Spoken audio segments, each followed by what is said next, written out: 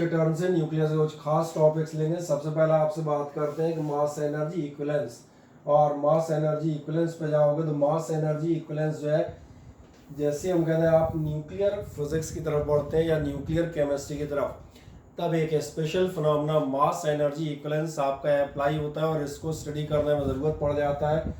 कहाँ से ज़रूरत पड़ता है ये मैं पहले एडवांस बताता हूँ। एक्चुअली आप आगे पढ़ेंगे और ये एक्सपेरिमेंटली देखा गया कि जितनी भी न्यूक्लियर रिएक्शंस हैं, जैसे आपने एक रिएक्शन आगे जाके आप पढ़ेंगे, नाम सुना हुआ है न्यूक्लियर फिजन या फ्यूज़न। जब भी कोई न्यूक्लियर रिएक्शन होती है तो मैंने कहा जो रिएक्टेंट्स होते हैं और जो प्रोडक्ट होते हैं, अगर आपको याद हो केमिस्ट्री में हम जितनी भी केमिकल रिएक्शंस पढ़ते हैं, balancing of these equations are based on a simple concept that the law of conservation of mass, that means the mass of the reactants and mass of the products will always be just equal to each other. क्योंकि आप पढ़ते हैं mass can neither be created nor be destroyed. और अब एक सवाल आता है, जब हम न्यूक्लियर रिएक्शंस को पढ़ेंगे तो न्यूक्लियर रिएक्शन में आपको हमेशा देखने में आएगा कि मास ऑफ द रिएक्टेंट और mass of the product these slightly differ. तो जब इस चीज़ पर हम बात करते हैं कि आखिरकार ये मास जाता कहाँ है, whether this mass is destroyed और नॉट, तो साथ में एक चीज़ और एक्कम्पनीड होती है और वो हमेशा होती है a large amount of energy in all types of nuclear reactions।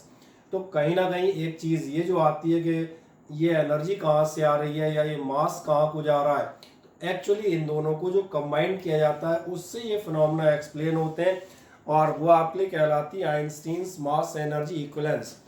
Mass energy equivalence आपसे यही चीज़ बताती है कि mass and energy can be transformed into each other. अगर किसी रिएक्शन में मास डिस्ट्रॉय हो रहा है, यानी कि मास आपका डिसअपियर हो रहा है, then it transforms into the energy. तो क्या है, पहली मेरी बात समझ में आती है। अब ये कैसे ट्रांसफॉर्म होता है इसके हम काफ़ी सारे एग्जांपल्स लेंगे। सबसे पहले मास एनर्जी इक्विवेलेंस की बात करोगे तो बहुत पुराना साहब है और एक पुरानी सी चीज़ आपके लिए क्या है वो आपको मालूम है, आइंस्टीन्स इक्वेशन। जो आइंस्टीन्स इक्वेशन आपको बताती थी कि किसी भी मास को अगर आप एनर्जी में ट्रांसफर करेंगे then E is equals to होता है डेल्टा एम सी स्क्वायर, या सिंपली कह दिया जाए एम सी स्क्वायर। आइंस्टीन का ये कहना था कि किसी भी पार्टिकल की जो टोटल एनर्जी होती है ये इज इक्वल्स टू होती है एम सी स्क्वायर, और ध्यान देखना यहाँ पर एम, ये आपका एम कहलाता है काइनेटिक मास। अब आप पूछेंगे काइनेटिक मास से हमारा क्या मीनिंग है, तो मैं याद दिलाऊंगा जब हम लोग साइक्लोट्रॉन पढ़ रहे थे तो उस समय हम लोगों ने एक चीज़ ये पढ़ी थी, लास्ट ईयर का नाम नहीं ले रहा, इसी साल का याद दिला देता हूँ।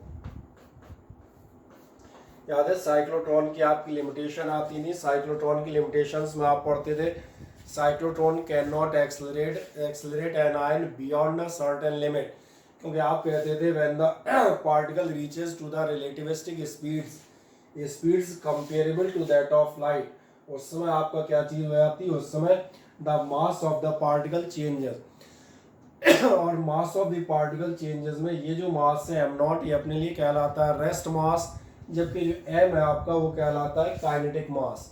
और इसीलिए आप देखेंगे अगर किसी भी पार्टिकल की एनर्जी हम किस फॉर्मूले से दे रहे हैं, E T is equals to M C square for a moving particle. Actually आप देखेंगे मूविंग पार्टिकल की एनर्जी के दो पार्ट हो जाएंगे, और दो पार्ट कौन से होंगे, तो हम कह सकते हैं ई टोटल इज इक्वल्स टू होगा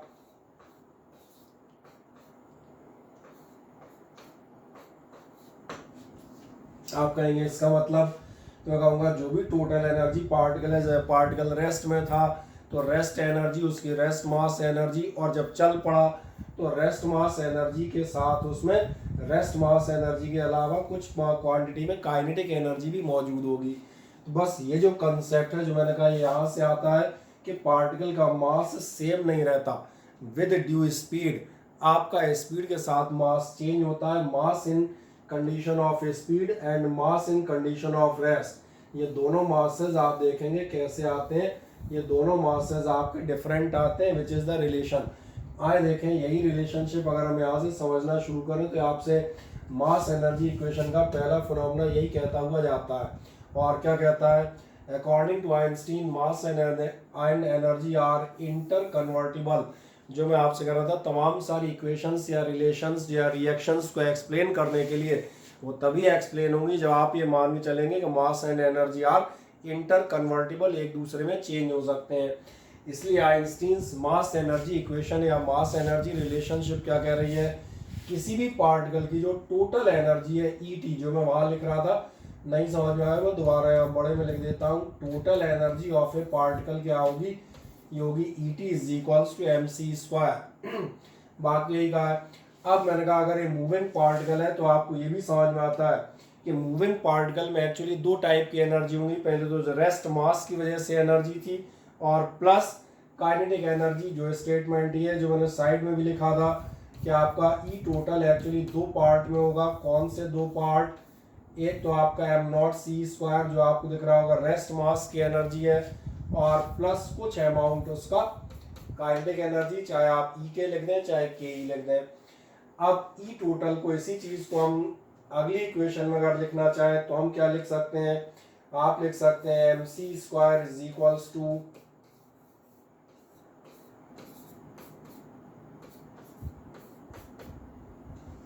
ठीक है कोई समस्या नहीं।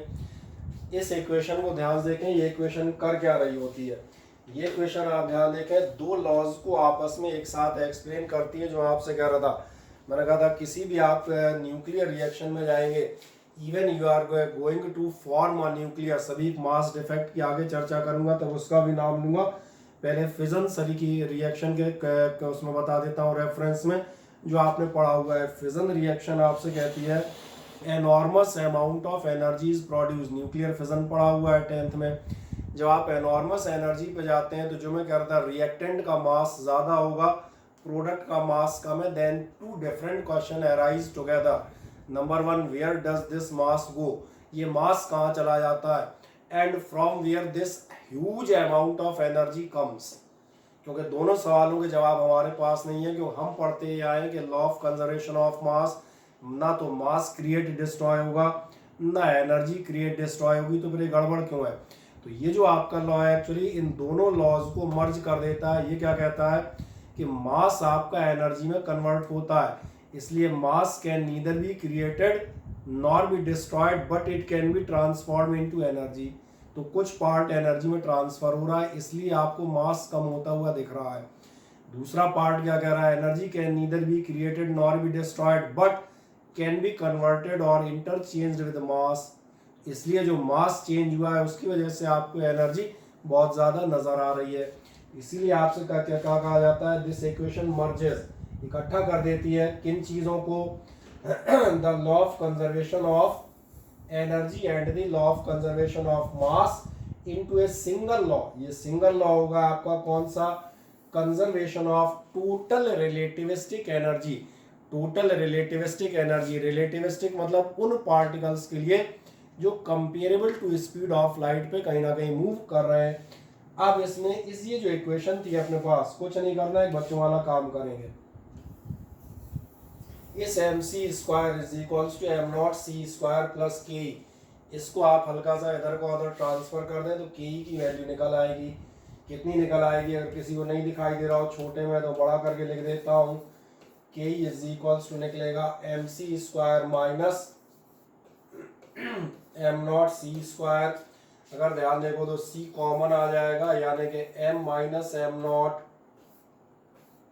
सी square. M minus M naught नजर आ रहा है, क्या हुआ, एम माइनस एम नॉट ये बता रहा है कि आपका रेस्ट मास अलग था, काइनेटिक मास अलग है, और रेस्ट से काइनेटिक मास तक जब आप गए, इस रेस्ट मास से जब आप काइनेटिक मास तक गए तो आपका कुछ मास बढ़ गया है। कितना मास बढ़ गया है, कहाँ से आया, तो ये आपको बता देगा कहाँ से आ गया, तो ये आया है एनर्जी की वजह से। देखें जरा, ये क्या कहता है, kinetic energy is equals to,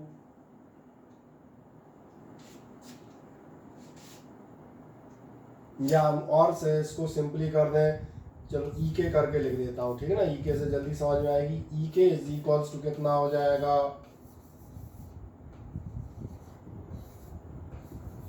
यानी जितना मास खर्च होगा उतनी एनर्जी डेवलप हो जाएगी, या जितनी एनर्जी आएगी उतना मास इंक्रीज हो जाएगा। तो ये डिपेंड करेगा कि एनर्जी आ रही है या जा रही है, मास खत्म हो रहा है या बढ़ रहा है। तो मुझे बताएं क्या ये इक्वेशन साफ साफ समझ में आती है, हाँ या ना, फुर्ती से बताएं, कोई डाउट हो तो मुझे बताना।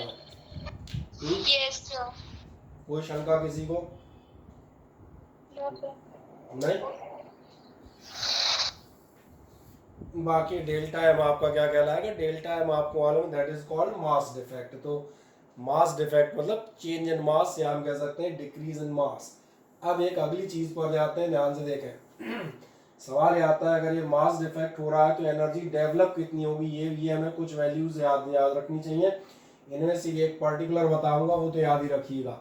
जैसे एक नॉर्मल सी कैलकुलेशन है, मास हम मान लेते हैं 1 AMU, speed of light c आपको मालूम ही है, फॉर्मूला आपके पास है ही। फॉर्मूला आपका क्या है, आपको ये मालूम है, del sorry E is equals to, मैं कह दूं delta M C square. E बराबर जब आप निकालेंगे किसके लिए, 1 AMU के लिए। 1 AMU का मीनिंग क्या होगा, याद है? 1 AMU होते थे 1.6604 इंटू 10⁻⁻27 kg इंटू सी स्क्वायर। सी स्क्वायर की जगह रखोगे तो कितना आ जाएगा, 3 इंटू 10⁸ का स्क्वायर। अब एक सवाल आता है, अगर 1 AMU मास आपका कहीं से मास डिफेक्ट है, इतना मास गायब हुआ, कितनी एनर्जी डेवलप होगी? ये कैलकुलेशन तो साफ समझ में आ रही होगी। मैंने कहा कोई बहुत ज़्यादा कैलकुलेट करने की जरूरत नहीं है, ये ऐसी वैल्यूज हैं जो आप याद रखिएगा कि 1 AMU से आपकी जूल्स में कितनी एनर्जी आती है, 1.5 इंटू 10⁻10 जूल। और इससे भी ज़्यादा, जो सबसे ज़्यादा जिस चीज़ की हमें आपके न्यूमेरिकल्स में जो हम करेंगे, जिसकी ज़रूरत पड़ेगी, वो होगा ये। आप कहेंगे in terms of electron volt निकालोगे कैसे, तो मालूम है, जूल्स में निकल आई है। जूल को आप इलेक्ट्रॉन वोल्ट में कन्वर्ट करेंगे, 1.6 10⁻19 से डिवाइड करेंगे। डिवाइड करना मैंने कहा यहाँ आवश्यक नहीं है, आपको आवश्यक है कि आप ये याद रखें कि 1 AMU, ये बिल्कुल याद ही रखिएगा। ये आपको जब आप एग्जामिनेशंस के पुराने पेपर देखेंगे तो कईयों बार ये आपको देखेगा, आपको मेंशन किया जाता है, पेपर में भी देता है, where 1 AMU is equals to 931 MeV। Exact जाओगे 931.25, बाकी रफली मैंने क्या कहा 931 MeV आपको गिवन होगा। जब सवाल करेंगे तो तब याद दिलाऊंगा कि हमने ये निकाला था। एक छोटी सी बात याद रखना, ये 1 AMU के लिए था। ऐसी अगर मान चले AMU की बजाय ग्राम में दिया हो, 1 ग्राम मास डिस्ट्रॉय कर दिया जाए, और डिस्ट्रॉय से मतलब डिस्ट्रॉय नहीं क्या होगा, क्या होगा एक्चुअली में कहा जाए, it will convert into energy. तो चलो फिलहाल मानते हैं 1 ग्राम मास डिसअपियर हो गया, किसमें चेंज हो गया, एनर्जी में। कितनी एनर्जी आएगी, फिर वही कैलकुलेशन तो कर ही सकते हो ना यार। यहाँ पे ई बराबर डेल्टा एम सी स्क्वायर की जगह यहाँ जो डेल्टा एम है वो आप कितना रख देंगे, 1 ग्राम। 1 ग्राम मतलब 10⁻3 रख के दिखाऊं, चलो एक आध का है उसको रख के दिखा देता हूँ। अगर m बराबर 1 लोगे तो आपका E इज इक्वल्स टू कितना आएगा, डेल्टा एम 1 ग्राम।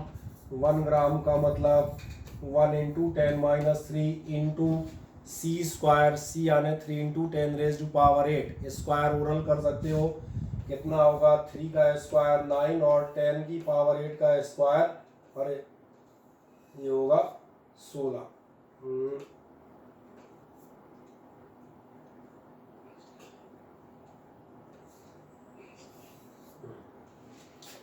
कर दो मल्टीप्लाई, कितना आ रहा है, 16 में से 3 गए तो ये कुल मिला के आपके हो जाएंगे 9 इंटू 10⁻13 जूल। तो ये वैल्यू मैंने कहा आप निकाल भी सकते हैं, ऐसी बहुत टफ वैल्यू नहीं कि हम कैलकुलेट नहीं कर सकते, बट अगर ये छोटी छोटी वैल्यूज याद रहती हैं तो बता दें, बहुत सारे कॉम्पिटिशन्स में जहाँ आपको कहीं ना कहीं कैलकुलेशन के जरिए टाइम सेव करना होता है, वहाँ अगर आपको छोटी वैल्यूज याद है तो आपकी इंस्टेंट टाइम सेविंग तुरंत हो जाती है। आप इतना घूम के नहीं आते, थोड़ा सा इसको याद रखिएगा। In terms of electron volt हल्का सा याद कर लेना। इलेक्ट्रॉन वोल्ट कितने होते हैं, 1 ग्राम में आपके 5.6, 25 आप छोड़ सकते हैं, जब आप किसी कंपटीशन में जा रहे हो आप 25 छोड़ो, 5.6 इंटू 10⁻32 EV होते हैं। कई बार दिया होगा 2 ग्राम या 3 ग्राम का मास डिसअपियर हुआ है, कितनी एनर्जी आएगी, अगर आपको याद है तो सीधा 5.6 को 2 या 3 से मल्टीप्लाई करके ओरल लगभग आंसर आपका तुरंत आ जाएगा। इस पूरी कैलकुलेशन में किसी को कोई शंका हो तो मुझे बताओ, मुझे नहीं, मेरे हिसाब से नहीं होनी चाहिए। बताओ फिर भी फुर्ती से, is there any doubt from anyone? No sir. नहीं, बता दूं आगे? ठीक, आगे बात करते हैं। सवाल है, हम आपसे कह तो रहे हैं कि आपकी जो है मास एनर्जी में कन्वर्ट हो जाएगा, एनर्जी मास में कन्वर्ट हो जाएगी, ऐसे कैसे मान लें। ऐसे कैसे मानने के लिए आपको एग्जांपल या प्रूफ भी दूंगा, और प्रूफ 1 बाय 1 हम देते जाएंगे। आगे का बहुत सारा टॉपिक हमारा इस मास एनर्जी इक्विवेलेंस पर ही टिका हुआ है। एक्चुअली आपसे कहा जाए पूरी न्यूक्लियर फिजिक्स या न्यूक्लियर रिएक्शन वो इसी एक इक्वेशन पर ही बेस्ड है, E is equals to delta M dot C square. नाम इधर उधर घुमा फिरा के पलटते रहोगे, कहानी वही रहेगी। ठीक, क्या है नाम आए देखें। सबसे पहले हम बात करते हैं पेयर प्रोडक्शन।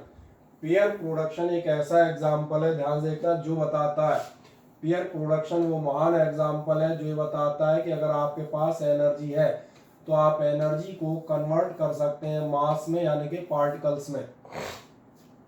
कैसे, बहुत ध्यान से देखें, डायरेक्ट इसमें पढ़ लेते हैं, बड़ा आराम से समझ में आएगा। ये कहता है when an energetic gamma ray photon, जब आपका gamma ray photon falls on a heavy substance, जब आपके किसी हैवी सब्सटेंस पर गिरता है। अच्छा, हैवी सब्सटेंस क्या होते हैं भाई?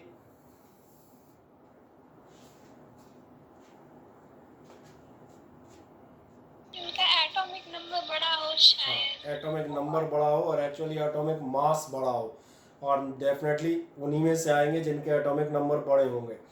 ऐसे हैवी सब्सटेंसेस वो मेटल्स या नॉन मेटल्स कहलाती हैं जिनके आप देखेंगे एटॉमिक मासेस ग्रेटर देन 200 होते हैं। जिसमें कुछ नाम याद दिलाता हूँ आपका। सबसे पहले तो सबसे सिंपल एग्जांपल याद दिलाता हूँ, यूरेनियम 238, इसके अलावा प्लूटोनियम 239, मॉलिब्डेनम, लेड, ये सब आप देखेंगे हैवी सब्सटेंसेस में गिने जाते हैं। इसलिए मैंने पूछा, नहीं कोई सोचे हैवी सब्सटेंस मतलब क्या, बोले भारी वाली टेबल, इसलिए मैंने कहा था हैवी सब्सटेंसेस हमारे यहाँ क्या मीनिंग है। जब आपका गामा रे फोटोन ऐसे किसी पर गिरेगा तो क्या कहता है, it is absorbed by some nucleus, ये किसी ना किसी न्यूक्लियस से एब्जॉर्ब हो जाएगा। एंड सबसे खास बात, गामा रे फोटोन यानी क्या चीज आई है, एनर्जी आई है। गामा रे फोटोन बिल्कुल साफ मालूम है ईएम वेव्स होती हैं, और ईएम वेव्स को एब्जॉर्ब करके जरा देखें ध्यान से, क्या कह रहा है, and an electron and a positron are produced, किसमें कन्वर्ट हुए, इलेक्ट्रॉन और पॉजिट्रॉन, बहुत अच्छे से मालूम है पार्टिकल्स हैं। दीज आर द मासेस, यानी ये घटना बताती है कि एनर्जी किसमें कन्वर्ट हो गई है, पार्टिकल में, मास में। इसीलिए चूंकि ये जोड़ा निकला है, that's why this phenomena is called pair production. Pair production का एग्जांपल नीचे देखें फुर्ती से, जो यहाँ लिखा है उसको मैं इक्वेशन वाइज दिखा देता हूँ। ये आपसे कहता है एच न्यू, एच न्यू मतलब मालूम है गामा फोटोन, अब इतना मालूम है, इसी लिखते हैं फोटोन को। क्या चीज बन रही है देखना, एक आपका बना है पॉजिट्रॉन और एक बना है आपका इलेक्ट्रॉन, और दोनों देखेंगे पॉजिट्रॉन और इलेक्ट्रॉन क्या है, पार्टिकल यानी फोटोन, इलेक्ट्रोमैग्नेटिक वेव, मास यानी कि पार्टिकल में कन्वर्ट हो गई है। पहला सिक्के का हमारा हो गया पहलू कि energy can be converted into mass, that is the practical example. अब अगला इसका एक बिल्कुल उल्टा होगा, उसके पहले एक छोटी सी कैलकुलेशन दिखा दूंगा आपको, तब क्योंकि अभी वो हमें काम में आएगी। कैलकुलेशन आपसे ये कहती है कि अगर मैं इनके लिए एनर्जी की कैलकुलेशन करूं, the rest mass energy of each of positron and electron, electron या पॉजिट्रॉन की एनर्जी निकालूं, कौन सी इक्वेशन से, आइंस्टीन वाली से। रेस्ट मास में, रेस्ट में इनका क्या होगा, E बराबर एम नॉट सी स्क्वायर, यही होगा। अच्छा, रेस्ट मास ऑफ इलेक्ट्रॉन आपको मालूम है, इलेक्ट्रॉन का मास होता है 9.10 माइनस 31 kg। देखने वाला है कि नहीं देखने वाला, पहले से बताओ। ये नीचे वाली लाइन साफ आ रही देखने में?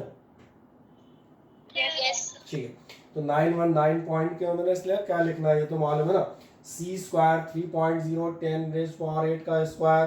कैलकुलेट करोगे तो एक महान बात आएगी, इलेक्ट्रॉन की आपकी इक्विवेलेंट एनर्जी, इलेक्ट्रॉन की इक्विवेलेंट एनर्जी अगर आप E बराबर mc स्क्वायर से निकालें, समझ में आ रहा होगा, m और c तो दिख रहा है ना, तो इलेक्ट्रॉन की इक्विवेलेंट एनर्जी आती है आधा mega electron volt, 0.51 mega electron volt. अब देखो जरा ध्यान से, आपके पास जो यहाँ पर चीज़ है, आपको मालूम है 0.5 मेगा इलेक्ट्रॉन वोल्ट इसमें बनेगा, 0.5 मेगा इलेक्ट्रॉन वोल्ट इसमें बनेगा। अब चेक करते हैं कंजर्वेशन ऑफ एनर्जी फॉलो हो रहा है या नहीं। मैंने कहा ये एनर्जी मास में बदली है, इस मास के करस्पॉन्डिंग एनर्जी, जो आइंस्टीन कह रहा था, हमें तो पता ही नहीं कि इस मास के करस्पॉन्डिंग एनर्जी भी होती है। आइंस्टीन कह रहा था मास can be transformed into energy. अगर इस मास के करस्पॉन्डिंग एनर्जी देखोगे तो 0.51 MeV आती है। इसका मतलब ये जो आपका है ये 0.51 MeV का है, और ये भी आपका कितना है 0.51 MeV। एक मजेदार बात है, आपको ये समझ में आएगा, पेयर प्रोडक्शन तभी होगा जब गामा फोटोन इसकी एनर्जी कम से कम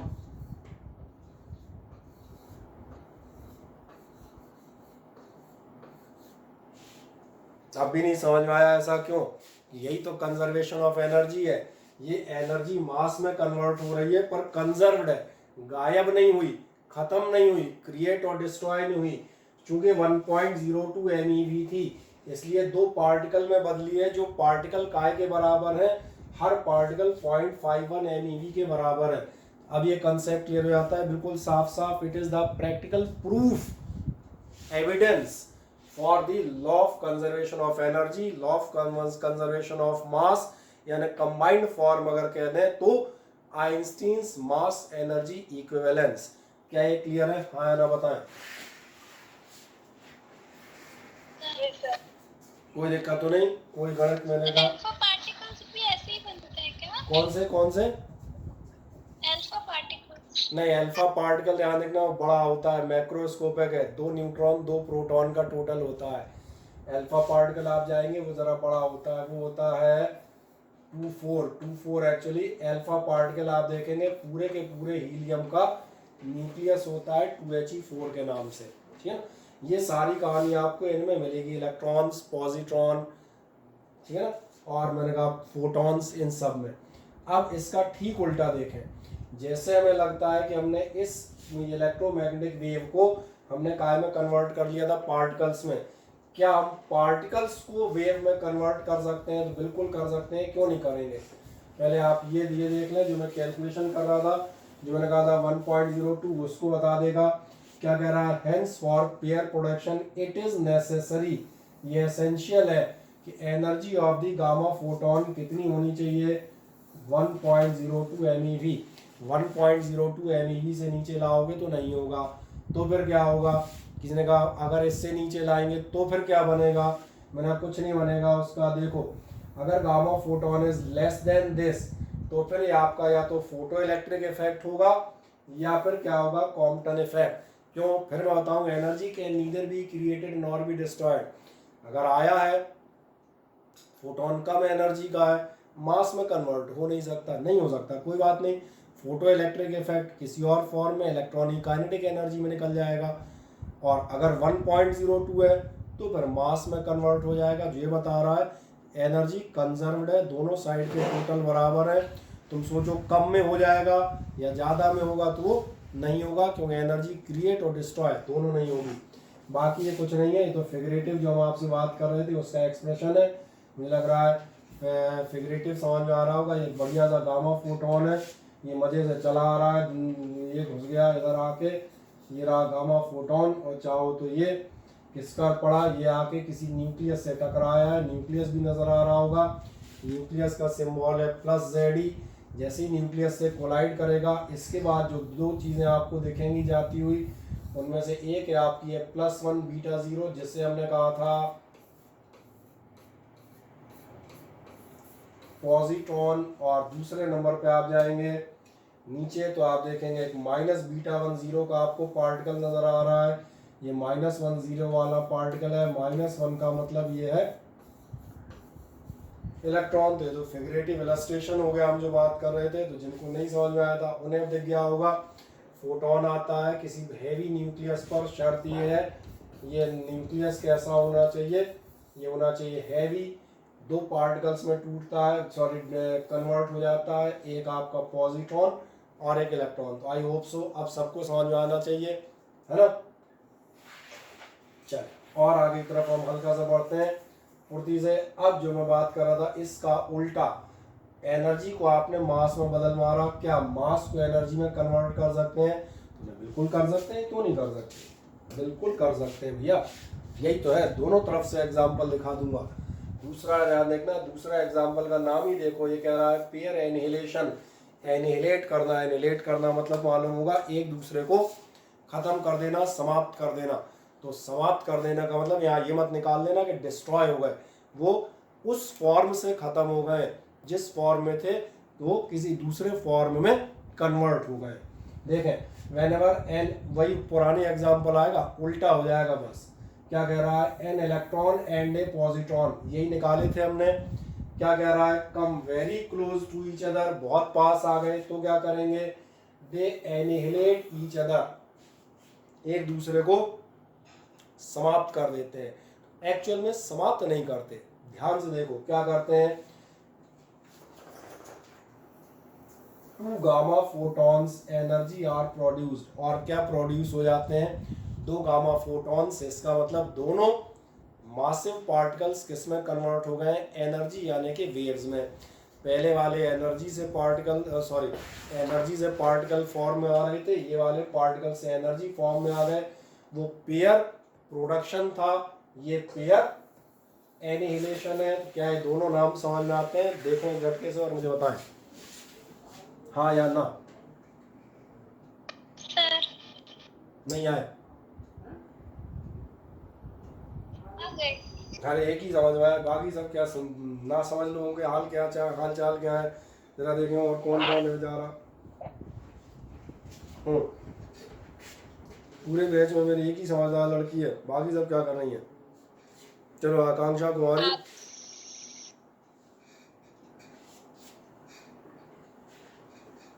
आकांक्षा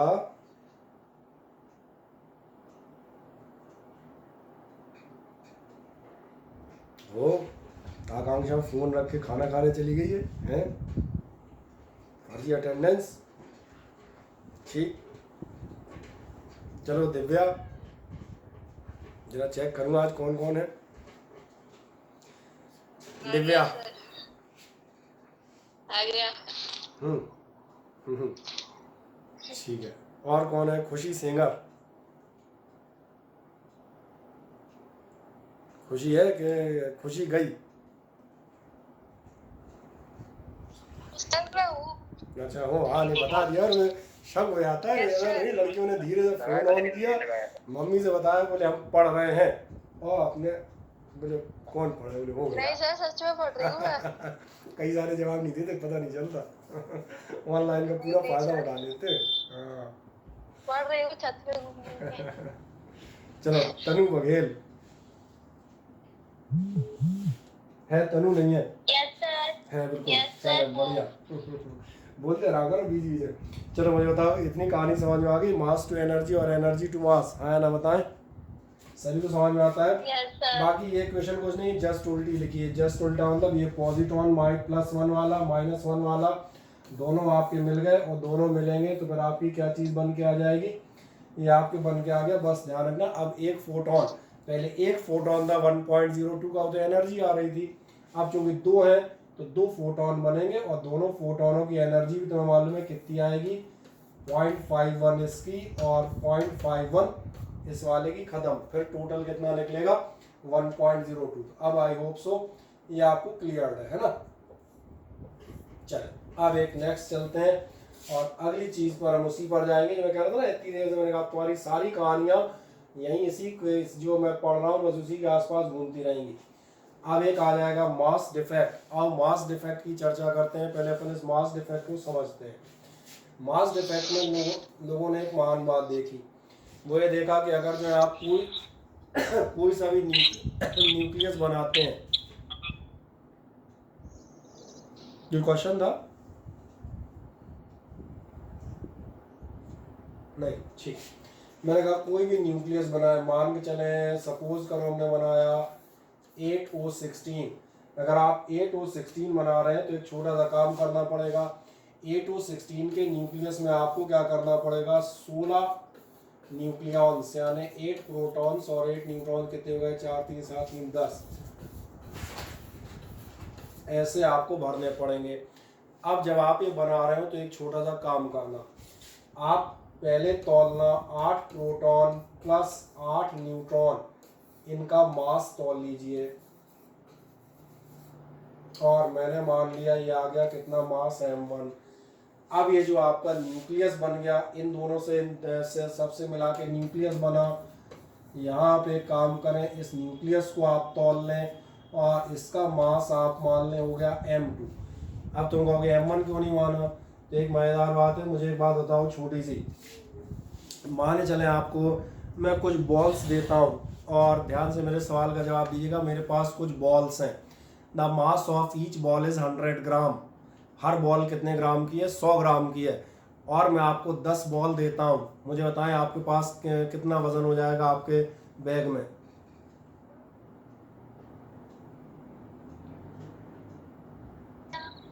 मैं रिपीट कर देता हूँ क्वेश्चन। मेरे पास कुछ बॉल्स हैं, हर बॉल 100 ग्राम की है। मैंने ऐसी आपको 10 बॉल्स दी, एक बैग में आपको 10 बॉल रखनी है। मुझे बताएं उन 10 बॉल का वेट कितना होगा। 1000 kg, या फिर सही आप कह रहे हैं 1 kg नॉर्मल है, इसमें इतना कुछ सोचना था ही नहीं।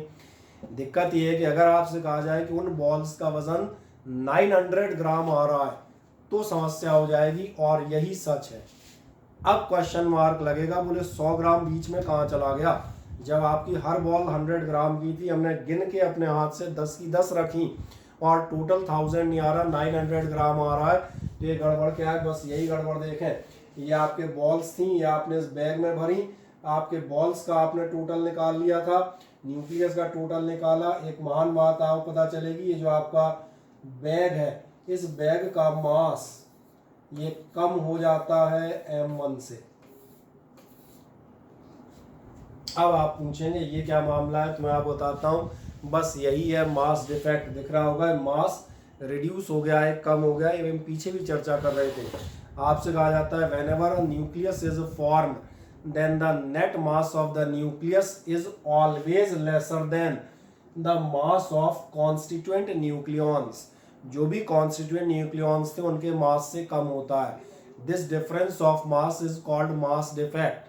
फिर एक सवाल बना है, मास जाएगा कहाँ, तो ये मास बताता हूँ। This mass liberates in form of energy according to Einstein's famous equation. वही कौन सी फेमस इक्वेशन, ये मैंने कहा सबसे पहली बात, ये जो आपका डिफरेंस है ये क्या कहलाएगा, ये कहलाएगा मास डिफेक्ट, और कुछ नहीं होगा, ये आपका लिबरेट हो जाएगा E is equals to delta m dot C square के फॉर्म में।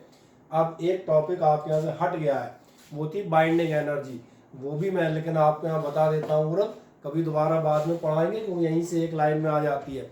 यह है मास डिफेक्ट जो एनर्जी के फॉर्म में गायब हो गया।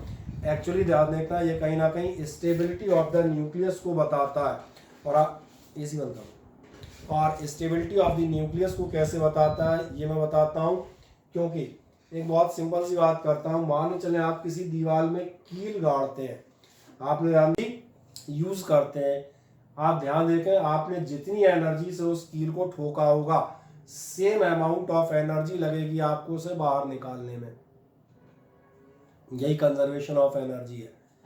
इसीलिए ध्यान देखना, ये कहलाती है बाइंडिंग एनर्जी, जो बांधे हुए है।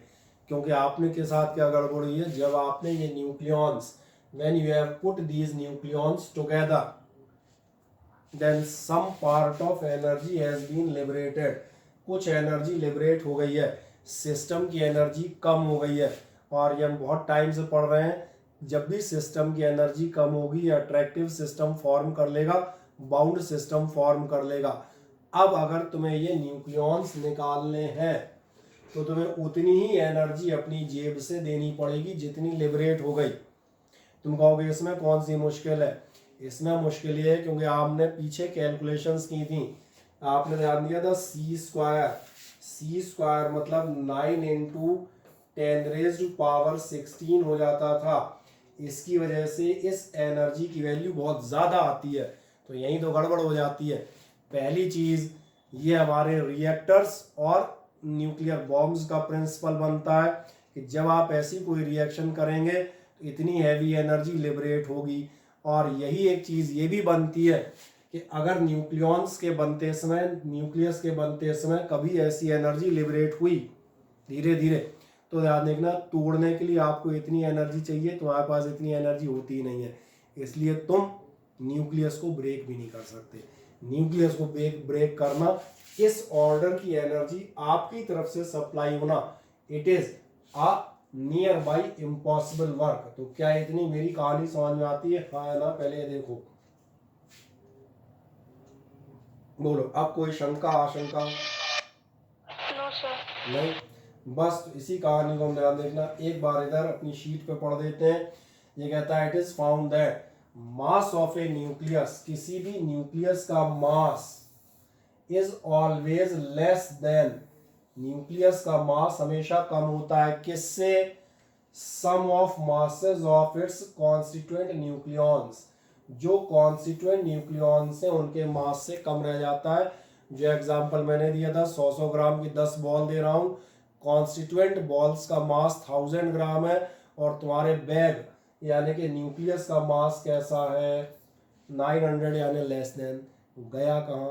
तो पहले तो ये देखें, ये मास डिफेक्ट है, गया कहाँ वो आपको मालूम है, एनर्जी में लिबरेट हो गया। ये क्या कहेगा? दिस डिफरेंस इन मासेस, ये जो आपका मासेस का डिफरेंस है इज कॉल्ड मास डिफेक्ट। इसलिए मास डिफेक्ट की डेफिनेशन बन गई। अब ये तो वैसे ही अंदाज लगा सकते थे यार। Mass defect is defined as the difference between the mass of constituent nucleons in the free state, free state में कितना था, and the mass of the nucleus. क्या समझाना पड़ेगा दोबारा? बोले ठीक। जैसे दिया mass of the nucleus is m, it has z protons. अब इसको फॉर्मूले के फॉर्म में लेते हैं। आए देखें ध्यान से, पहले फॉर्मूला मैं आपको निकाल के दिखा देता हूँ, फिर चलेंगे।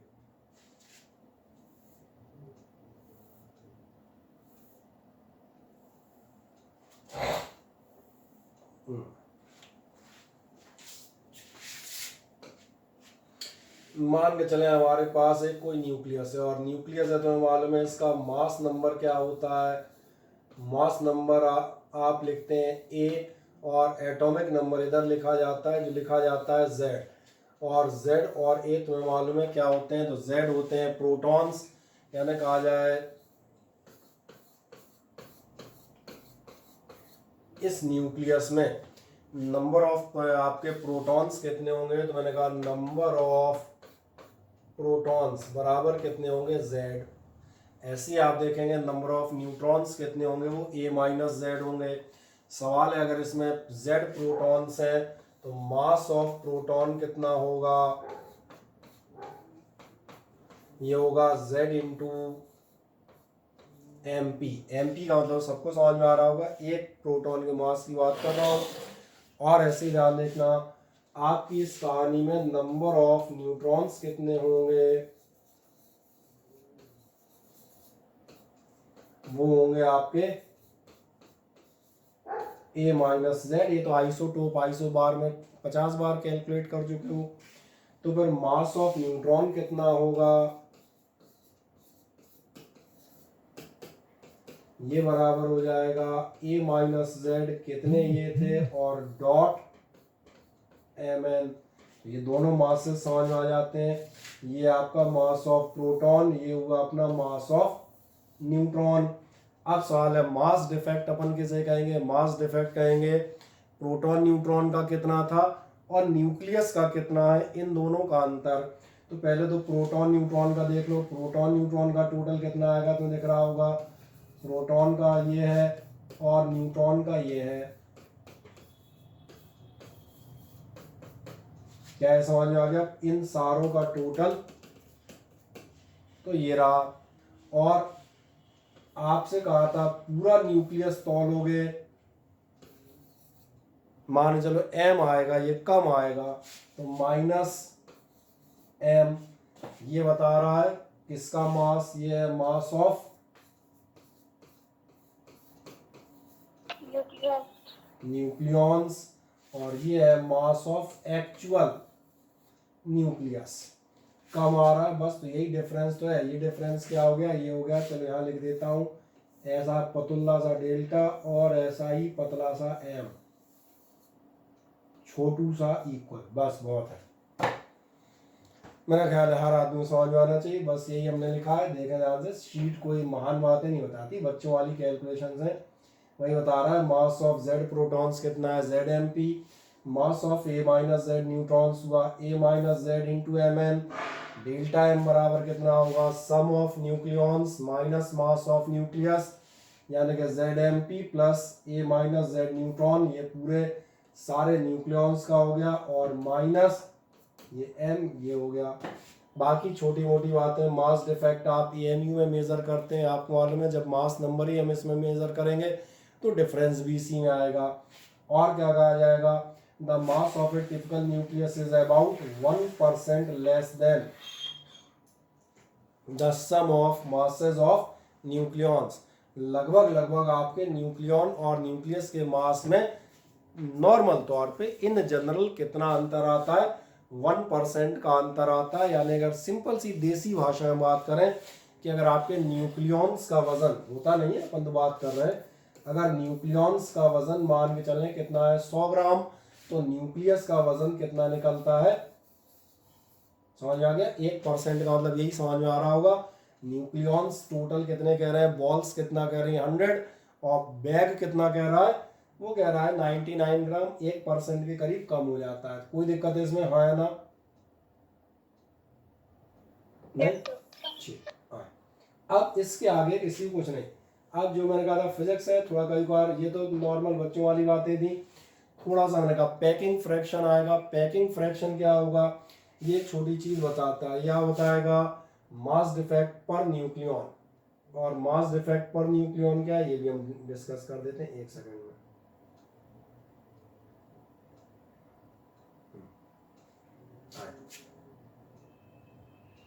मास डिफेक्ट पर न्यूक्लियॉन से पहले मैं एक सिंपल सा सवाल पूछता हूं, मुझे बताएं, ध्यान से मेरी बात सुनना, मैं यहाँ पर लिखता हूँ, चलो साइड में लिखता हूँ।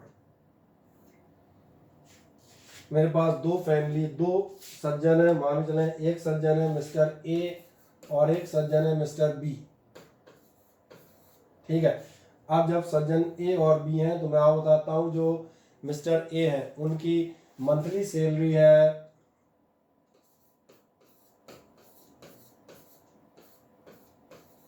40,000 पर मंथ, लेकिन जो मिस्टर बी हैं वो गरीब आदमी है मेरी तरह, तो उनकी सैलरी है 20,000 पर मंथ, ठीक। अब अगली बात, तुम्हें इन दोनों से किसकी सैलरी ज्यादा नजर आ रही है, जरा मुझे बताओ। ए वाले की नजर आ रही, सही आप कह रहे हैं, बढ़िया। अब मैं अगली बात बताता हूँ, उसको ध्यान से देखें। जब हम इन दोनों की बात करते हैं तो मिस्टर ए के परिवार में जो है पति पत्नी और 8 बच्चे हैं, यानी कि हस्बैंड हो गया प्लस वाइफ हो गई और प्लस बच्चे हो गए 8C, ठीक है। जबकि जो मिस्टर बी हैं उनके घर में हस्बैंड होगा, वाइफ होगी और प्लस 2 छोटे छोटे बच्चे हैं, ठीक। अब फिर से मुझे बताएं इनमें से किसकी सैलरी ज्यादा है। 20,000 वाले भी। समझ आ गया। अब यहाँ अगर अपन सैलरी के बजाय सैलरी का इफेक्ट देखें, इफेक्टिव सैलरी देखें, तो तुम्हें समझ में आएगा इस घर में जो इफेक्टिव सैलरी आ रही है वो आ रही है 4,000 पर पर्सन। मेरी बात समझ में आती है, हाँ या ना? बिल्कुल देखो ध्यान से। जबकि इसमें अपन जाए तो इसमें आ रही है 5,000।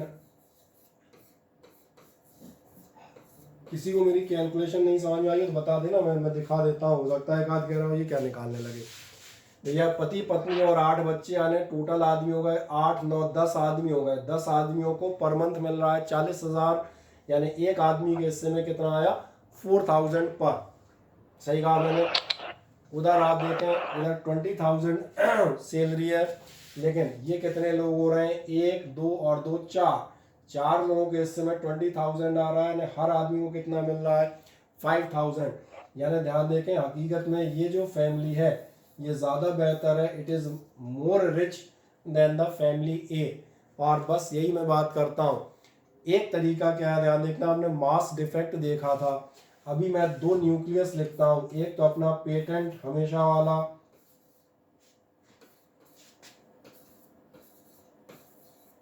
आए ध्यान से देखें, ये सोडियम ये यूरेनियम, अब अगली मेरी बात है, मान चलें दोनों में मास डिफेक्ट होता है और दोनों में मास डिफेक्ट है। मैं सपोज करो मैं आपसे कहता हूं इसमें मास डिफेक्ट है, सॉरी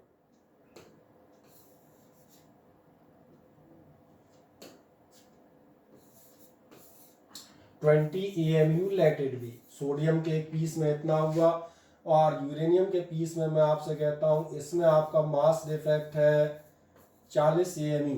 तो बहुत ध्यान से देखना, शुरुआत में पहली नज़र में देखने में ऐसा लगता है कि इसका मास डिफेक्ट ज़्यादा है, लेकिन जब तुम हकीकत पे जाओगे तो समझ में आएगा इसका मास डिफेक्ट ज़्यादा है। क्यों, मेरी बात समझ में आ रही है? अगर मैं ऐसा कहता हूँ इसका इफेक्टिव मास डिफेक्ट ज़्यादा है तो किसको मेरी बात समझ में नहीं आती, मुझे बताओ। इसमें 20 AMU पे सिर्फ 20 लोग हैं, थोड़ी देर के लिए इसको 238 या 230 कर लेते हैं, सिंपलिसिटी समझने के लिए, होता नहीं मुझे मालूम है। इसमें 20 AMU पे 23 लोग हैं, इसमें 40 पे 230 लोग हैं। यहाँ एक एक केस से में इतना सा आएगा। इसका मतलब ध्यान देखना, अगर बात की जाए तो ये आपका ज़्यादा स्टेबल होगा। ज़्यादा स्टेबल क्यों होगा? क्योंकि इसमें ज़्यादा मास डिफेक्ट है, ज़्यादा एनर्जी निकल गई, उतनी एनर्जी वापस लाओगे। जबकि इसमें ध्यान देखना, ये आपका कैसा हो जाएगा, ये हो जाएगा लेस स्टेबल। और इसीलिए यहाँ से अपने पास एक कंसेप्ट आता है, ये जो हम कैलकुलेशन कर रहे थे ये हम पर पर्सन में करेंगे, ये नहीं देखेंगे ग्रॉस कितना आया, हम किस में जाएंगे, पर पर्सन। तो जब आप पर पर्सन में जाएंगे तो उसमें ये बताऊंगा, न्यूक्लियस के अंदर आदमी तो होते नहीं है, न्यूक्लियस के अंदर होते हैं न्यूक्लियॉन, इसलिए हम कहते हैं पर पर्सन मास डिफेक्ट पर person nucleon is called packing fraction. यानी पैकिंग फ्रैक्शन क्या होगा, डेल्टा एम पर ए ध्यान होगा नंबर ऑफ प्रोटॉन पर प्लस न्यूट्रॉन। क्या अब ये समझ में आता है, हाँ या ना बताएं? कोई दिक्कत, कोई समस्या? इसलिए मैंने उधर पूरा एक बार समझा दिया कि आपको ये आसानी समझ में आ जाए। क्या है, packing fraction measures the stability of a nucleus. कहीं ना कहीं स्टेबिलिटी शो करती है। स्टेबिलिटी क्यों शो करती है? क्योंकि मैं भी थोड़ी देर पहले मैंने कहा था, जब न्यूक्लियस बनेगा, कील ठोकने का एग्जाम्पल दिया था, न्यूक्लियस बन रहा है, इतनी एनर्जी बाहर चली गई, इतनी एनर्जी बाहर चली गई, अब ये न्यूक्लियॉन दोबारा तभी टूटेंगे, बाहर आएंगे जब उतनी एनर्जी वापस लाओगे। वो एनर्जी लाना तुम्हारे बस से बाहर है, क्योंकि वो 9 × 10⁻16 से मल्टीप्लाई होके आती है। इसलिए तुम्हें समझ में आ रहा होगा पैकिंग फ्रैक्शन स्टेबिलिटी कैसे बताएगा कि अगर मास डिफेक्ट या एनर्जी लॉस कम कम आ रहा है तो मतलब कम स्टेबल है, और ज़्यादा आ रहा है मतलब ज़्यादा स्टेबल है। जितना ज़्यादा मास डिफेक्ट आएगा उतनी ज़्यादा एनर्जी तुम्हें देनी पड़ेगी। तो ये कहता है measures the stability of a nucleus similar the value of packing fraction smaller is the value of packing fraction larger is the stability of the nucleus. जितना छोटा आपका पैकिंग फ्रैक्शन आता जाएगा m-a पर न्यूक्लियॉन। अब देखते हैं यहाँ पर ध्यान से देखें, ये क्या कहेगा, पैकिंग फ्रैक्शन में भी पॉजिटिव, नेगेटिव और जीरो, 3 तरह की वैल्यूज आएंगी। कौन सी वैल्यूज, पॉजिटिव, नेगेटिव या जीरो। चेक करें अगर एट, ये कहाँ से आया, पहले मैं ये भैया बता दूं एक सेकंड, क्योंकि आपको ये नहीं समझ में आएगा।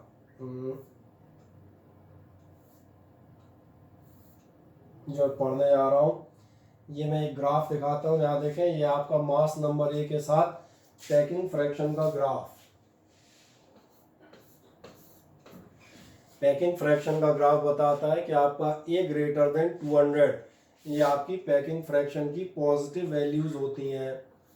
और देखें ध्यान से, यहाँ पर पैकिंग फ्रैक्शन जीरो होती है, एक जगह यहाँ पर 16 के आसपास, जेड इज ए बराबर 16 के आसपास ये जीरो होती है। और एक मज़ेदार चीज़, इसके नीचे भी आपकी कैसी हो जाती है, पॉजिटिव। पॉजिटिव मतलब पैकिंग फ्रैक्शन पॉजिटिव आ रहा है, बढ़ रहा है मास, और बीच में आप देखें कैसा हो रहा है, नेगेटिव, कम हो रहा है मास, और 2 जगह आपकी वैल्यू कैसी आ रही है, जीरो। तो ग्राफ समझ में आता है। ग्राफ के 3 पार्ट दिखेंगे, 2 पार्ट, और दोनों पार्ट दिखाता हूँ। ये लाइटर न्यूक्लियाई हैं, 16 से कम, समझ में आ रहा होगा, छोटे छोटे न्यूक्लियस, 240 से बड़े, जो शुरुआत में मैंने पूछा था हैवी सब्सटेंस, ये कैसे हैं हैवी न्यूक्लियस। क्या आपका ध्यान जाता है जो आपके लाइट न्यूक्लियाई हैं उनमें पॉजिटिव आती है, और जो आपके हैवी न्यूक्लियस है उनमें भी आपकी पैकिंग फ्रैक्शन की वैल्यू कैसी आती है, पॉजिटिव। बस अब इतना सा ग्राफ याद रखना, तो हम जो दिखा रहे थे वो आपको एक सेकंड में समझ में आ जाएगा। ये हम थे जो मैंने कहा था 2 जगह 0 है, 2 जगह 0 याद आता है, मैं हल्का सा चलो सुविधा के लिए यहाँ भी ग्राफ दिखा देता हूँ। ये ठीक है, उतना जल्दी में उतना अच्छा नहीं बनाया। ये आपका a बराबर 16 था। क्या कह रहा है, एट a बराबर 16 आपका कैसा है, f is equals to packing fraction 0 है। पैकिंग फ्रैक्शन किसका 0 है, 16 मालूम है, 16 मास वाला कौन होता है, A2 ऑक्सीजन। अब आगे की तरफ बढ़ते हैं, जब A2 ऑक्सीजन के आगे आप जाएंगे तो क्या कहा जाएगा, बियॉन्ड a बराबर 16। जब आप a बराबर 16 से आगे बढ़ेंगे, थोड़ा नीचे लेता हूँ, लाइट तो चौंक रही नहीं, चौंक रही नहीं, जब आप 16 से आगे बढ़ेंगे, ठीक है ना, हल्का सा चलो ऊपर ले लें, ग्राफ भी तो दिखता रहे। a बराबर 16 से आने पे क्या है, pf डिक्रीजेस, pf कम होती जाती है, और कितनी कम होती है, नेगेटिव वैल्यू देती है। नेगेटिव वैल्यू का मतलब है यहाँ पर आपका बढ़िया मजेदार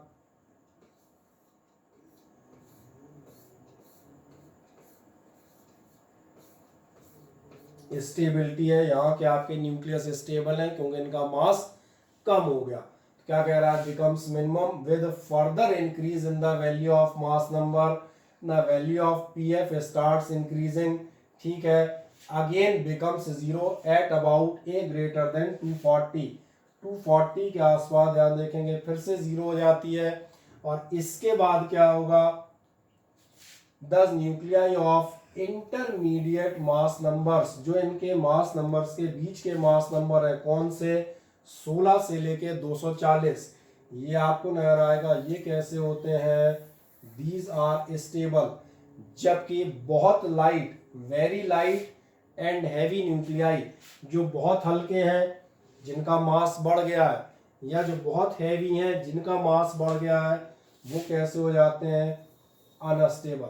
अब ये कहानी क्लियर होती है, हाँ ना बोलें, है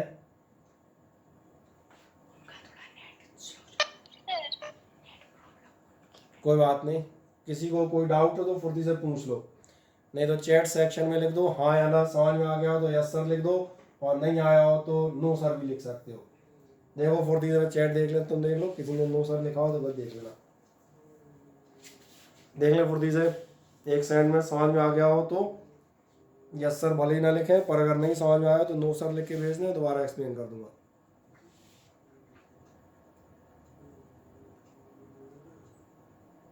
कोई नो सर नहीं, ठीक,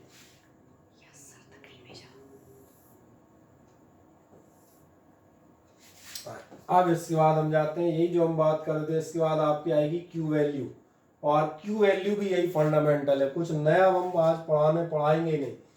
क्यू वैल्यू क्या होगी, ध्यान देखना, यही आपसे कहते हैं पार्टिकल्स हैं इकट्ठे होंगे, सब कहानियां वही हैं, कौन सी कहानी पर बेस्ड है, सिंपल एक लाइन लिख देता हूँ, और वो लिख देता हूँ डेल्टा ई बराबर शॉर्ट, सॉरी ई बराबर delta M dot C square. मैंने कहा था न्यूक्लियॉन्स जुड़े, कुछ ना कुछ मास डिफेक्ट होगा, मास डिफेक्ट हुआ कहाँ गया, तो हमने कहा एनर्जी में कन्वर्ट हो गया, या मैंने एक पेयर प्रोडक्शन भी दिया था, एनर्जी वाला फोटोन आया, हैवी सब्सटेंस से आया तो एनर्जी मास में कन्वर्ट हो गई। कोई भी रिएक्शन है आप देखना, किसी भी रिएक्शन में आपका कुछ मास डिस्ट्रॉय होगा तो कुछ एनर्जी प्रोड्यूस होगी, जो एनर्जी प्रोड्यूस होगी वही ध्यान देखना वो आपके लिए कहलाती है क्यू वैल्यू। इन शॉर्ट आपको सीधा समझ में आ जाएगा, जो एनर्जी प्रोड्यूस हो रही है या मैंने कहा लिबरेट हो रही है, उसको आप किस नाम से आनेंगे, क्यू वैल्यू। कुछ नहीं, क्या कह रहा है, द एनर्जी एब्जॉर्ब, अरे द एनर्जी एब्जॉर्ब और released during the nuclear reactions, किसी भी न्यूक्लियर रिएक्शन में जो भी आपकी एनर्जी लिबरेट होगी या एब्जॉर्ब होगी वो किस नाम से आने आएगी, क्यू वैल्यू। आएगी कहाँ से, तो वही के ऑफ प्रोडक्ट्स माइनस के ऑफ रिएक्टेंट्स। प्रोडक्ट्स की एनर्जी क्या थी, रिएक्टेंट्स की एनर्जी क्या थी, दोनों का डिफरेंस निकाल लें, अपने आप दिख जाएगा। Q value of a nuclear reaction can also be defined as the difference between the mass of reactants and the mass of products। ऐसे ही कर सकते हैं, mass of reactant क्या था, mass of product क्या था, डेल्टा एम निकल आएगा। जो डेल्टा एम निकल आएगा उससे एनर्जी कैसे निकलेगी, तो मालूम है E बराबर डेल्टा एम सी स्क्वायर करके निकल जाएगी। चेक कर लो, क्या आपने कहा Q वैल्यू कितनी होगी, Q वैल्यू होगी mass of reactant minus mass of product, यानी हकीकत में मैं कहना चाह रहा हूं डेल्टा एम और डॉट सी स्क्वायर, ये कहलाती है Q वैल्यू। अब तुम्हें एक बात और याद आएगी, ये तुमने 10th से पढ़ते चले आ रहे हो, 10th में शायद पढ़ा होगा सबसे पहली बार। जब आपकी Q वैल्यू निकल आई तो यहाँ पे एनर्जी जो रिलेटेड है उसके साथ दो संभावनाएं बनती हैं, या तो एनर्जी लिबरेट होगी और या एनर्जी एब्जॉर्ब होगी। और मुझे लगता है शायद आपको याद है ये चीज़ एंडोथर्मिक और एक्सोथर्मिक कहलाती थी। सबको मालूम है ये चीज़, हाँ या ना बताएं।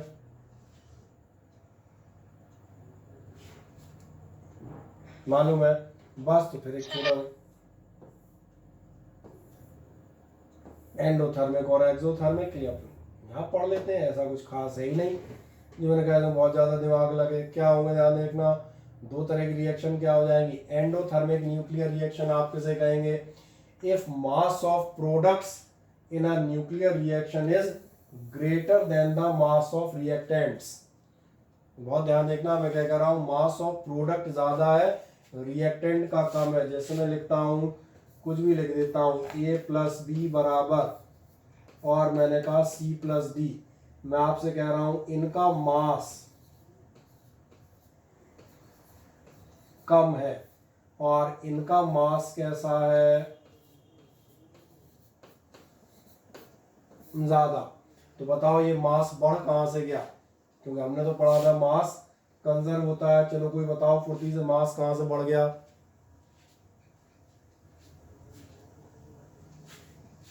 बताओ बाल को। सही कह रहे हैं, ये एक तरह से कहा जाए तो वही सिमिलर फिनोमेना है जो पेयर प्रोडक्शन में आ रहा था। यहाँ मास प्रोड्यूस हुआ है, कहाँ से प्रोड्यूस हुआ, तो डेफिनेटली कहीं ना कहीं बाहर से, इधर से कहीं से आई होगी एनर्जी, और जो भी एनर्जी आई होगी उसकी वजह से यहाँ पर मिल रहा है आपको एक्स्ट्रा मास। समझ में आ गया, यानी ये क्या बताता है, एनर्जी काय में कन्वर्ट हो गई मास में। इसका मतलब यहाँ पर ये जो है आपकी एंडोथर्मिक है। एंडोथर्मिक क्यों है, क्योंकि एनर्जी या हीट एब्जॉर्ब कर रहे हो। बस यही तो मैं भी कह रहा हूँ भाई। क्या कह रहा है, nuclear reaction is mass of the products, product का मास ज्यादा है than the mass of reactants, mass कम है। तो फिर क्या कहेगा, in the nuclear reaction then the value of Q is negative. तो फिर आपकी Q की वैल्यू नेगेटिव होगी। क्यों नेगेटिव होगी, क्योंकि जब इसमें से इसको सब्ट्रैक्ट करोगे तो माइनस का आ जाएगा। सही है, तो जब Q नेगेटिव आया तो ऐसी रिएक्शन को आप क्या कहोगे, इसको आप कहते हैं एंडोथर्मिक। एक्सोथर्मिक मेरा अंदाजा तो खुद ही समझ में आ गई होगी, रिवर्सल ऑफ दैट हो जाएगा। यहाँ पर अब आपका मास ज्यादा होगा और यहाँ पर मास क्या हो जाएगा, कम। अब हम पूछेंगे ये मास कहाँ चला गया, तो तुम बताओगे ये मास काय के फॉर्म में चला गया, एनर्जी के फॉर्म में। तो बस एरो इंपॉर्टेंट है, अब ये एनर्जी आई नहीं है, ये क्या हुई है, ये गई है और बाहर निकल रही है, मतलब that is exothermic. Q value इसमें से इसको माइनस करोगे आपकी पॉजिटिव आएगी। सेकंड हो गया एक्सोथर्मिक रिएक्शन, जो आपसे बताता है if mass of reactants of a nuclear reaction is greater, reactants का ज्यादा है और प्रोडक्ट्स का कम है, Q आपकी पॉजिटिव होगी। ऐसी रिएक्शन को आप एक्सोथर्मिक रिएक्शन के नाम से जानेंगे। इसका मतलब है during these reactions energy is released, ऐसी उनके दौरान आपकी एनर्जी रिलीज होती है। I hope so these things are very clear to you. और फिर मैंने कहा कोई ऑब्जेक्शन हो तो आप बीच में पूछ सकते हैं। बस अब हम इसके बाद इसी फिनोमेना पे और थोड़ा सा आगे बढ़ते हैं आज की डेट में, और ये मैं आपको दिखाता हूँ अगली कहानी जो आपसे कहता है न्यूक्लियर फिजन। न्यूक्लियर फिजन ये नाम भी हमने सुना होता है, ये भी उसी E is equals to delta M dot C square का एक प्रैक्टिकल एप्लीकेशन है। जब आप ये पढ़ते हैं कि न्यूक्लियर रिएक्शंस में एनर्जी ट्रांसफॉर्म की जा सकती है, एनर्जी हैवी एनर्जी, एनर्जी नहीं हैवी या huge amount of energy can be obtained, तो डेफिनेटली ये प्रोसेस हमें कौन सी सबसे शानदार प्रोसेस कौन सी मिली, और ये प्रोसेस थी आपकी, ये आती है nuclear fission. Nuclear fission, fission का मतलब ही है, स्पेशली बायोलॉजी वाले हम कहते हैं बाइनरी फिजन, और इस टाइप के वर्ड पढ़ते रहते हैं। देख लें, फिजन का मतलब ये होगा एक बड़ा न्यूक्लियस जिस पे आप किसी न्यूट्रॉन या ऐसी चीज की बम्बार्डिंग करेंगे, तो ये 2 या 3 पीसेस में अगर ब्रेक हो जाता है तो आपके लिए किस नाम से आना आएगा, that will be known as the fission of the nucleus. आए देखते हैं ध्यान से, इधर देखें एक सेकंड में, ये रहा एक बढ़िया सा फिगरेटिव डिस्क्रिप्शन, और इसी को पढ़ लेते हैं, पर तुम कहोगे तो वो भी पढ़ा दूंगा डेफिनेशन के तौर पे। जिन्हें यहाँ देखें, ये आपका यूरेनियम लिया हुआ है, फिजन किसे कहते हैं, ये जो आपके सामने न्यूक्लियस बना हुआ है ये है 92 यूरेनियम 235। इन शॉर्ट में आपसे कहता हूं ये है यूरेनियम 235 फिजनेबल मटेरियल। इसके ऊपर जो चीज आकर गिर रही है ये एक स्लो न्यूट्रॉन। स्लो न्यूट्रॉन से आपको याद आएगा, मैंने पिछले टर्न में जब पढ़ा रहे थे तो आपको न्यूट्रॉन्स के 2 टाइप बताए थे, one was the slow neutron, other one was the fast neutrons. आपसे ये भी कहा था कि स्लो न्यूट्रॉन्स की चर्चा या थर्मल न्यूट्रॉन्स की चर्चा हम फिजन में करेंगे। फास्ट न्यूट्रॉन्स से फिजन नॉर्मली नहीं होता। आप क्या करते हैं, फास्ट न्यूट्रॉन्स को कुछ खास सब्सटेंसेस से होकर निकालते हैं, वो सब्सटेंसेस जो कहलाते हैं मॉडरेटर्स। मॉडरेटर के तौर पर हमने कहा था हैवी वाटर, ग्रेफाइट और इस टाइप की चीजें, पैराफिन वैक्स। जब इनसे आपके न्यूट्रॉन पास ओवर होंगे, कॉलिजन्स होंगे, कॉलिजन्स में इनकी हीट एनर्जी, जो इनकी एनर्जी थी वो हीट के फॉर्म में आपके पैराफिन वैक्स या मॉडरेटर को ट्रांसफर हो जाती है, तो इनकी एनर्जी रिड्यूस हो जाती है। That's why these are called thermal neutrons. तो स्लो न्यूट्रॉन का या थर्मल न्यूट्रॉन, तो मैंने कहा एक स्लो न्यूट्रॉन आपका किस पे कोलाइड करता है, यूरेनियम 235 से। अब आपका ध्यान जाएगा जो न्यूट्रॉन होता है, न्यूट्रॉन क्या होता है, न्यूट्रॉन होता है 0n1, यूरेनियम आपका क्या था 235। जैसे ही आएगा तो ध्यान देखना ये एब्जॉर्ब हो जाएगा, एब्जॉर्ब हो जाएगा तो यहाँ पर आपका बनता है एक अनस्टेबल कंपाउंड न्यूक्लियस। ये पहला स्टेप हुआ। ये जो आपका बनेगा ये बनता है यूरेनियम 236। आप कहेंगे 236 कैसे हो गए, मैं कहूँगा एक ये आ गया और 235 पहले थे, एक बढ़ गया, हो गया 236। अब मैंने कहा ये अनस्टेबल है, अनस्टेबल ध्यान देखना। इसके बाद आपको यहाँ नजर आ रहा होगा ये 2 पार्ट में ब्रेक हो जाएगा। 2 पार्ट में से एक का नाम हमने रखा है बेरियम,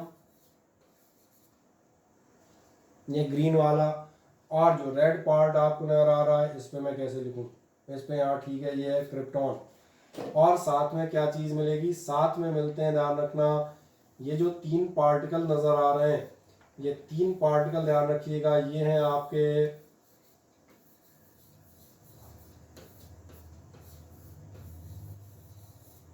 न्यूट्रॉन्स। किसी भी फिजन में 3 न्यूट्रॉन एडिशन निकलेंगे। इन 3 न्यूट्रॉन्स की कीमत, इन पे हम बात करेंगे जब हम जस्ट आगे पढ़ेंगे चेन रिएक्शन। और साथ में इस प्रोसेस में मिलती है एनर्जी, एनर्जी और एनर्जी, यानी कि ढेर भर एनर्जी। तो ये हो गई आपकी कुल मिलाकर फिजन का फिगरेटिव डिस्क्रिप्शन। इसी को अगर हम इक्वेशन फॉर्म में लिखें तो शायद आपको पढ़ने में आ जाए। ये आपका लिखा है 92U235 जो मैंने यहाँ लिखा था, plus 0n1 is equals to आपको बनेगा ये, एटॉमिक नंबर लिख दोगे तो पूरी इक्वेशन फॉर्म हो गया। 92U236 कैसा है, अनस्टेबल इंटरमीडिएट कंपाउंड बना है। देन इसके बाद ये आपका ब्रेक हो जाएगा बेरियम 56141, क्रिप्टॉन वो नीचे लाल कलर का टुकड़ा दिख रहा है 3692, प्लस ये मैंने गोले खींचे थे न्यूट्रॉन्स के लिए 3 न्यूट्रॉन, और साथ में मिलता है Q। और Q का मतलब आपको मालूम है, Q मतलब एनर्जी और कुछ नहीं। जैसे ये लगे वो पता नहीं पिछली स्लाइड में उन्होंने क्या छोड़ दिया, कुछ नहीं छोड़ा, यही फिजन की डेफिनेशन छोड़ दी है। इसको हम 1 सेकंड में खोटी से पढ़ देते हैं, इसे जरूरत नहीं थी। ये कह रहा है the process of splitting of a heavy nucleus into two lighter nuclei of comparable masses, लगभग बराबर मासेस के दो पार्टिकल में टूट जाना after bombardment with energetic particle, जब कोई एनर्जेटिक पार्टिकल आपका बम्बार्ड होता है। ये प्रोसेस किस नाम से आपकी जानी जाती है? With liberation of large amount of energy is called nuclear fission. किसने ढूंढा था? तो वो नाम याद रखिएगा, वो महान लोग थे, एक ऑटो हॉर्न और एक एफ स्ट्रॉसमैन। ये किसी एक आध क्वेश्चन के लिए कभी कभार कोई पूछ ले। डिस्कवरर ये हो गया आपका, मैंने कहा न्यूक्लियर फिजन का नॉर्मल, ये तो मैंने सब बता ही दिया। अब अगली चीज देखते हैं, कुछ इंपॉर्टेंट फैक्ट्स, ये जरूर हमारे काम के होंगे, इनको हम हल्का सा ध्यान से पढ़ लेंगे। और जो फैक्ट्स आपको पढ़ने हैं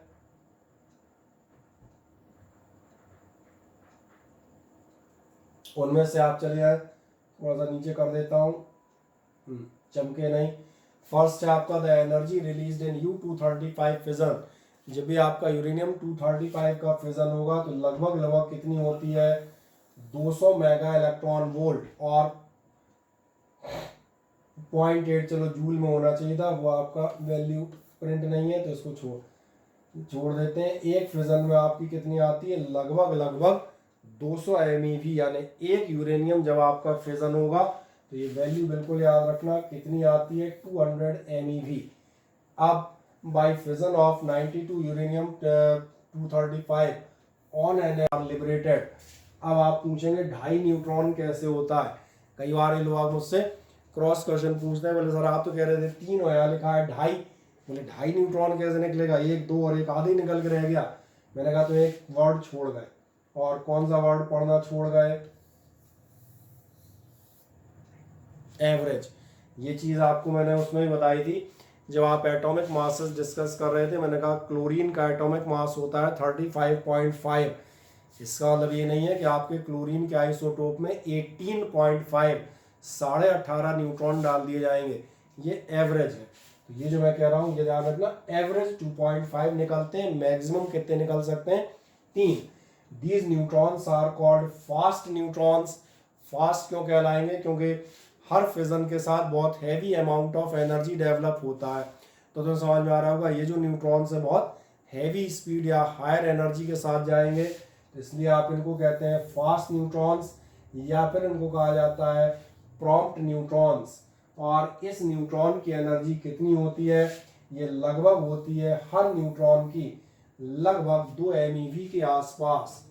फिर एक खास बात आप बताई जाएगी, जो आपका यूरेनियम 235 है, हम पीछे भी डिस्कस कर रहे थे, fission of uranium 235 occurs by slow neutrons only. और स्लो न्यूट्रॉन में भी कितनी एनर्जी होनी चाहिए? 1 इलेक्ट्रॉन वोल्ट, जबकि यहाँ कितनी आ रही है? 2 मेगा इलेक्ट्रॉन वोल्ट, 2 × 10⁻⁶।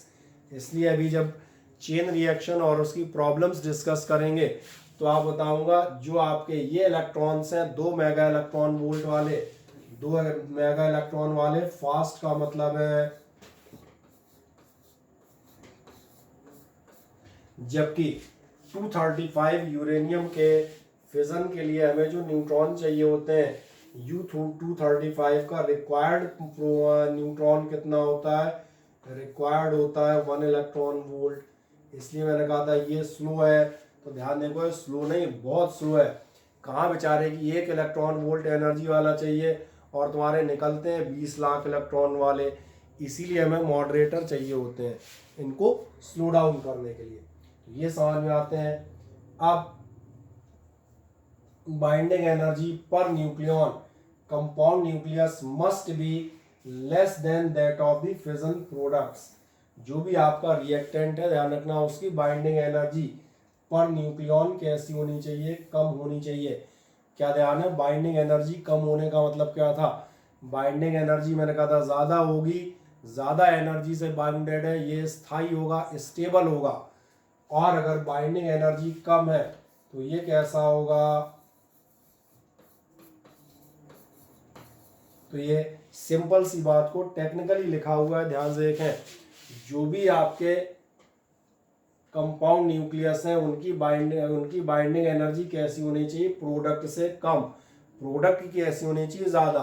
यानी प्रोडक्ट होना चाहिए स्टेबल, और जिनको आप कर रहे हो वो होने चाहिए अनस्टेबल, तभी तो बनेगा। अनस्टेबल ही तो टूट के स्टेबल में बनेगा। ये क्लियर होता है। अब यहाँ तक कोई शंका हो तो मुझे बताएं, फिजन से रिलेटेड है या ना? कितने लोग जुड़े हैं?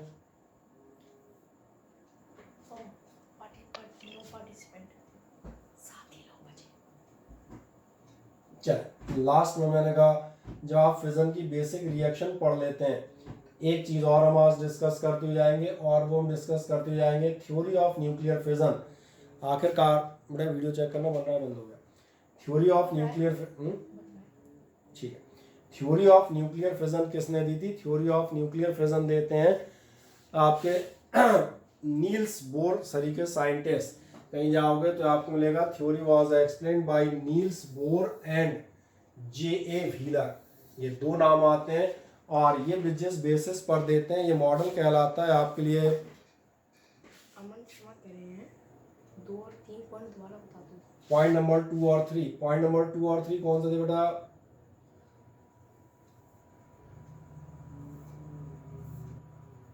ये वाले, ठीक है, बोल दिया करो, क्योंकि आता है मोबाइल बगल में पड़ा होता है, थोड़ा मुश्किल आता है, तो मैसेज कई बार बालक बैठा है तो देख लेगा, नहीं दिक्कत आ जाएगी। ये आपसे कह रहा है पॉइंट नंबर सेकंड कह रहा है, by fission of uranium 235 on an average 2.5 neutrons are liberated. ये मैं यहाँ दिखाता हूँ, यहाँ जो हमने एक आपको रिएक्शन ली थी, मैं फिगरेटिव जा रहा हूँ, आपको दिख रहा होगा न्यूट्रॉन, जब ये आपका यूरेनियम, जब यूरेनियम 2 टुकड़ों में टूटा है, तो यहाँ पर हमारे पास कितने न्यूट्रॉन आपको नजर आ रहे हैं? ये न्यूट्रॉन आपको नजर आ रहे हैं 3, ठीक है ना।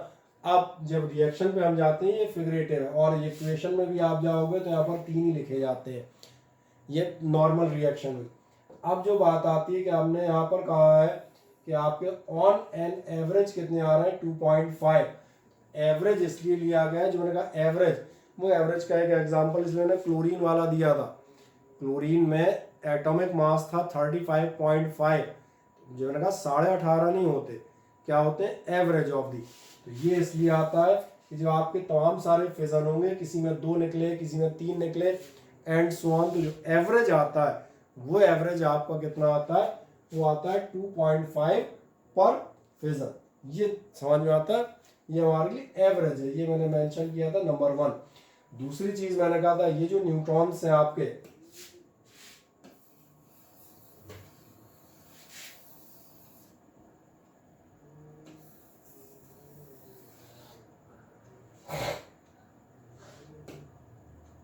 ये आपके न्यूट्रॉन्स कहलाते हैं आपके लिए फास्ट न्यूट्रॉन्स। फास्ट न्यूट्रॉन्स क्यों कहलाते हैं? पहले तो वैसे ही देख लें ध्यान से, आपको समझ में आ रहा है फिजन में हैवी हीट और हैवी एनर्जी प्रोड्यूस हो रही है। ये हीट एनर्जी, यही एनर्जी इन्हीं न्यूट्रॉन्स के हिस्से में भी आएगी। इसका मतलब इन न्यूट्रॉन्स की स्पीड, काइनेटिक एनर्जी या सिंपल एनर्जी बहुत ज़्यादा